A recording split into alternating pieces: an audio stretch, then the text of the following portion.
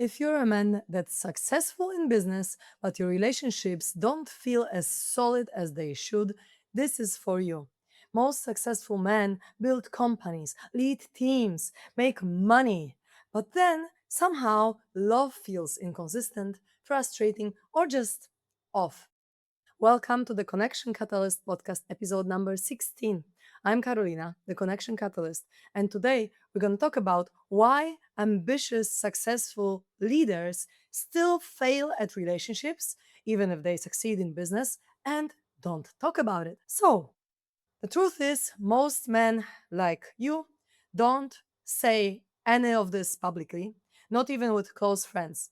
Why? Because there are some underlying patterns in behaviors and in personality that don't let you express your authentic truth. For example, shame or not feeling good enough.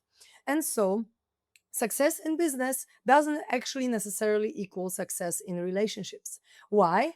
Because in business, you are trained for strategy, for execution, for results. You're very goal oriented. And then the relationships is what requires so many different traits that are actually sometimes the opposite to what you need in business, which is, for example, emotional attunement and alignment, vulnerability, presence, and that's why when you try to copy paste your approach to business onto your relationships, it's never gonna work because relationships require a completely different skill set.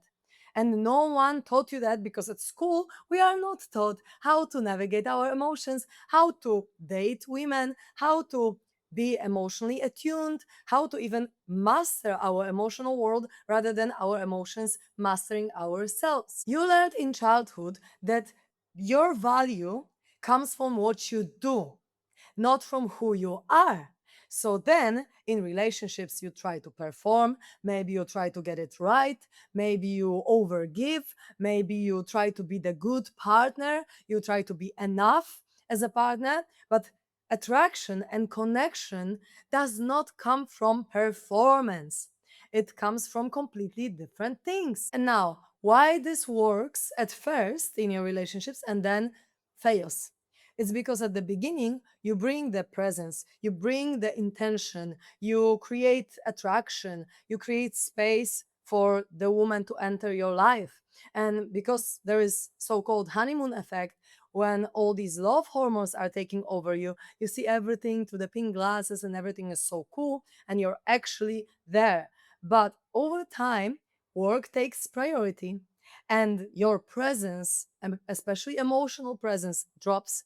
And then connection becomes more like something to tick off, something more functional, something more like a task. Then your relationship becomes like work for you because you constantly try to tick things off and achieve in your relationship in the same way as you achieve in business, which is just not going to work. And why am I even talking about this? It's because I've dated a lot of men like you, high achieving, ambitious leaders, and they all had the same patterns coming up. And I, as the receiving end of these patterns, as a personality type of loyalist who often resonates with the personality type of a high achiever, then I know exactly how it feels to be on the other side of this, to receive the absence and to receive the disconnection, to receive the avoidant attachment style from you when I'm trying to connect. And so I talked about attachment styles already in my previous podcast episodes and also about the personality types, Enneagram, as well. So if you don't know how these patterns play out, you can go and watch them or listen to them. So in my relationships with high achieving men, over time, when the first honeymoon effect drops, then the man got more distant, more focused on work, and I can actually really feel it. So then my needs were not very much met. And that's why we need to somehow maintain the connection, maintain the presence, and maintain the emotional attunement because the honeymoon effect doesn't have to fade away. But it's that we really do our best at the beginning to get the person, to show them the best parts of ourselves. And especially as an Enneagram 3 man, the achiever, the performer, you want to achieve the best results. So you give the woman what she wants from you. And then over time, actually, you, in a way, like, how to say, at the beginning, you trick her into who you are. You show her all the masks and all the potentials, what you can do for her, and so on. But then over time, the real you comes out, the one that doesn't actually want to spend so much time with her, or the one that doesn't actually buy her flowers every Sunday or whatever, right? Because then it becomes more like routine, and rather than maintaining this attraction, this polarity, this connection, you are disconnecting, and then you're not really there for her, and then she also wants to withdraw and maybe cuts the contact. So when you're in this pattern, you might attract the emotionally unavailable women. And I also talked about how to stop attracting these kind of women in previous episodes. Or you attract emotionally demanding women. Why? Because these women reflect what's inside of you.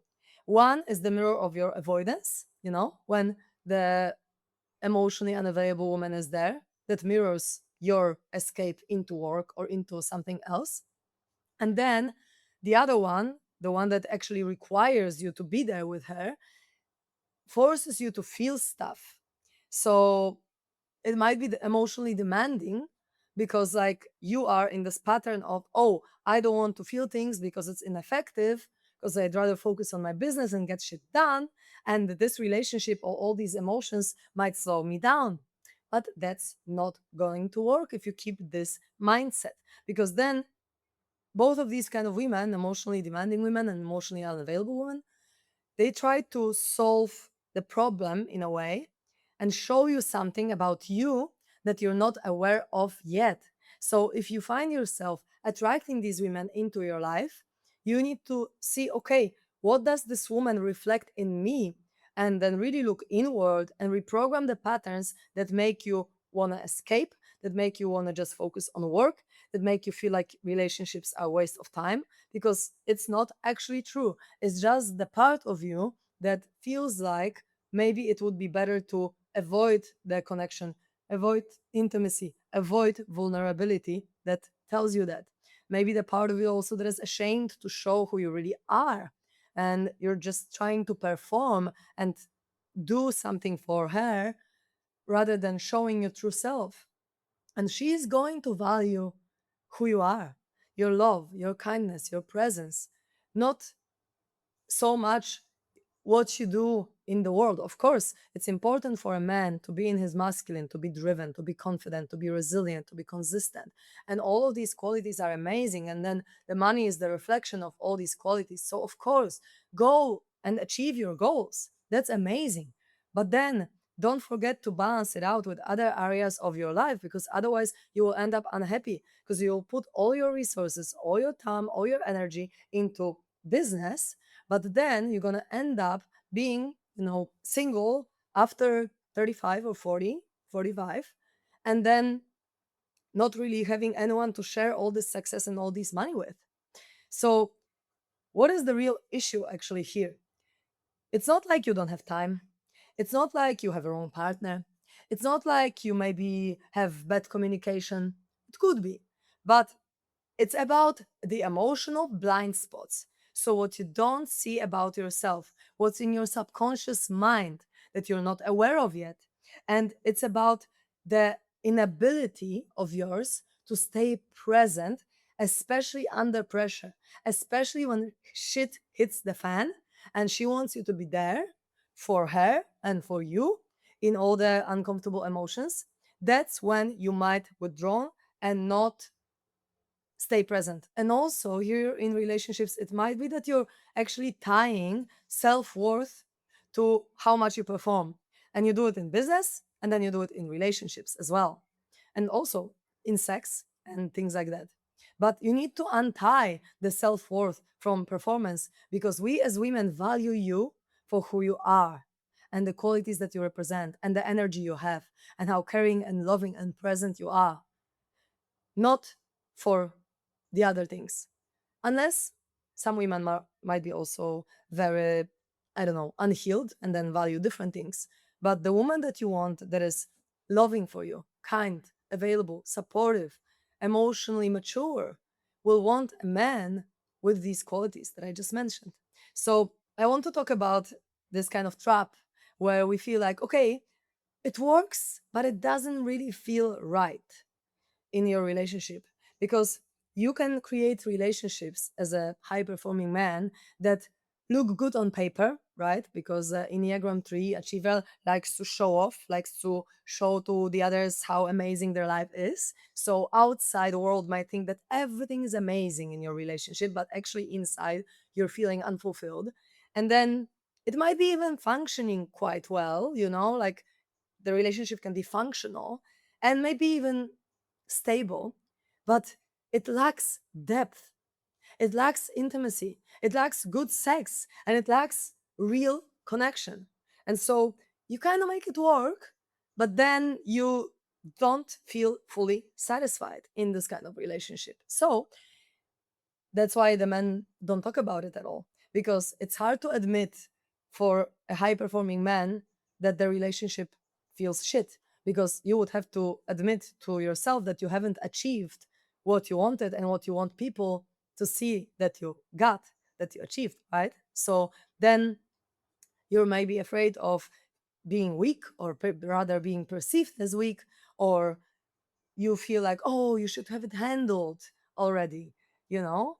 Or maybe you feel like no space to express this to anyone, because this is not normal for people to talk about feelings, especially for men, because men come from this background of, oh, men shouldn't cry and all these things. And then, like, you close off and you don't even talk about your emotions. So the cost of it is actually that you have lower energy, you're less effective at your work, you are less focused, you are subtly frustrated, especially if you don't get good sex, and there's no good sex with no real intimacy. So you have less drive at home that then spills over to less drive at work. Because obviously, even Napoleon Hill in Think and Grow Rich wrote that all the biggest fish, let's say, all the most ambitious men, successful men who've achieved something, had a supportive woman beside them. So actually, you might see, okay, my relationship's kind of okay, or whatever, and it doesn't really explode your life, but then it's just draining. It doesn't give you the life force that you want. And it might be also when you're dating someone, doesn't have to be in a committed partnership yet.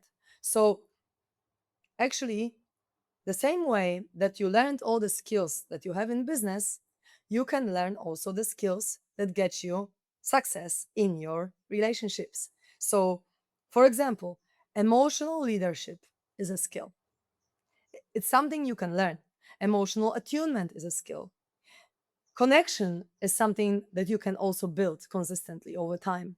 Intimacy, all these things you can actually learn. So, this is what I do exactly with high performing men more privately. And it's not like talk therapy when you have to work for 2 years and not really even solve any problem.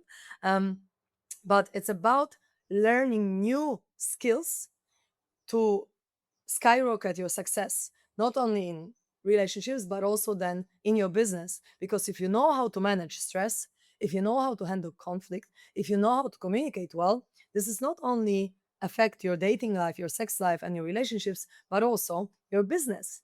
So if you recognize yourself in everything that I just said as a high achieving man, pay attention to where in your relationships you're trying to perform rather than actually connect, because these are two different things. And that's usually the first doorway to creating a change in your relationships. And seriously, if you haven't watched my episodes about Enneagram, you might benefit from watching them, because where I talk about Enneagram number 3, high achiever man, this is something that can open up your perspective to what patterns in your subconscious mind are still playing out, to how there are parts of you that might not feel enough. And when you actually transform these parts, you transform the beliefs about life and relationships and about yourself, then you're going to see such amazing changes in your partnership, in your dating life, in your family relationships, also relationships with friends that you could have never imagined before. So if you haven't yet seen the Enneagram episodes, I encourage you to do it now. And let me know in the comments if you see yourself in the mirror in everything that I just expressed. And let's start talking about these patterns, because I would like you to be as successful in your relationships and dating and sex life as you are in business. So let me know in the comments how it resonates. Send it to someone who maybe needs to hear this and have all these patterns spoken out loud. And thank you so much for watching.